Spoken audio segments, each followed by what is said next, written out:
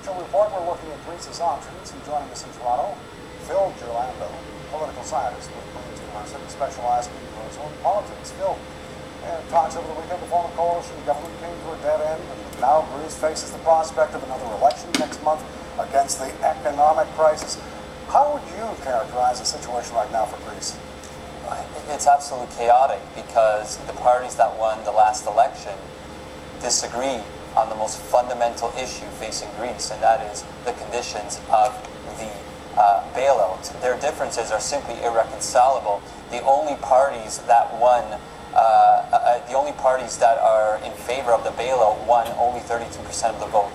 This is a clear signal that the Greek people are against the conditions of the bailout because the consequences of these conditions, that is the austerity measures, have been devastating. Greece is essentially in an economic depression. GDP has gone down almost 20% in the past 4 years. So another polls show that the anti-bailout or anti-austerity parties are actually increasing their support. So if and when another election is held, their share of the vote will actually increase. So in other words, the established parties may, in the next election, get less than the 32% that they got this time. Will these elections, in your view, next month solve anything? No, absolutely not. There's a game of chicken taking place between the Greek people and the Troika. The Troika is the Commission, the IMF, and the ECB.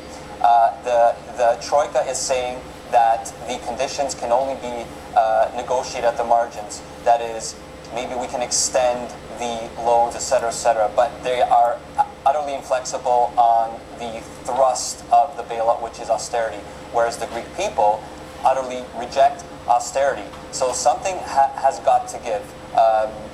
Now, the Troika is saying that if the Greek people clearly signal their rejection of austerity, they will not get the next tranche of the bailout money, which is 11.5 billion euros. If they don't get that tranche by the end of June, the state will essentially be unable to pay public servants, to pay pensions. It will be a failed state. It will default. No police, no garbage pickup. That's right. It will be a failed state. It will not be able to carry out the normal functions that every nation state or every functioning nation state in the world carries out. And if that were to be the case, you would need a massive intervention, most likely from the IMF, but also from other creditors to prop up. But at that point, it would be the beginning of the end of Greece's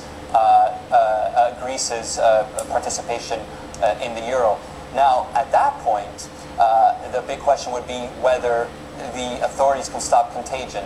If they can stop contagion, most of the damage will be in Greece, not in the other Eurozone members. But and they have a number of policy instruments to stop contagions. They have the bailout fund, which has almost $1 trillion, 700-800 billion euros of money to prop up banks, to provide governments with the short-term funding needs. But if they are unable to stop contagion, the Greek exit could lead to a domino effect.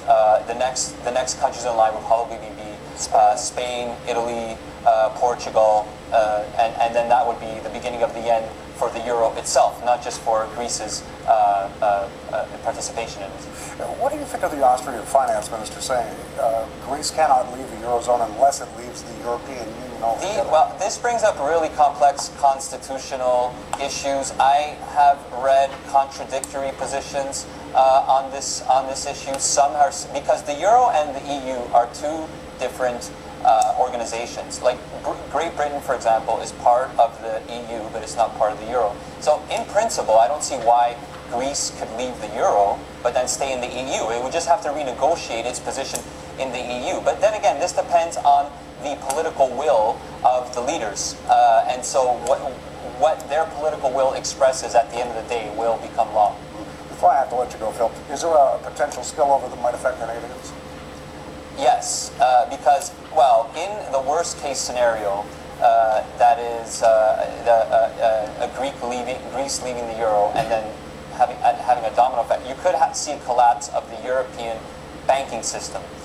If the European banking system collapses, this could lead to another global recession because European banks are connected to American and Canadian banks, but also the European economy is the largest in the world. There are 500 million consumers, and a collapse in the banking system would lead to a seizing of credit to firms and to individuals, and this could lead to a deep recession in Europe, which would affect everybody, including China, North America. Yeah. It's a grim and depressing. But I'll conclude with this. There are alternative scenarios.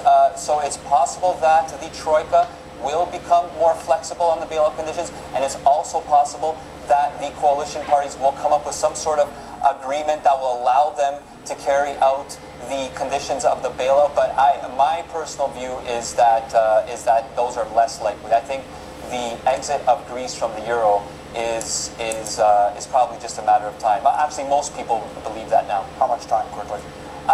It's hard to tell. If they don't get the next tranche of the bailout funds in June, that would be the beginning of the end in June, at the end of June. If they get those funds, they could still muddle through until their next funding needs arise, I don't know, 2 or 3 months later.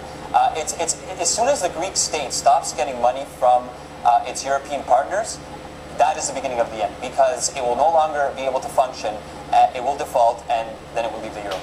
Phil, look forward to talking to you about this again.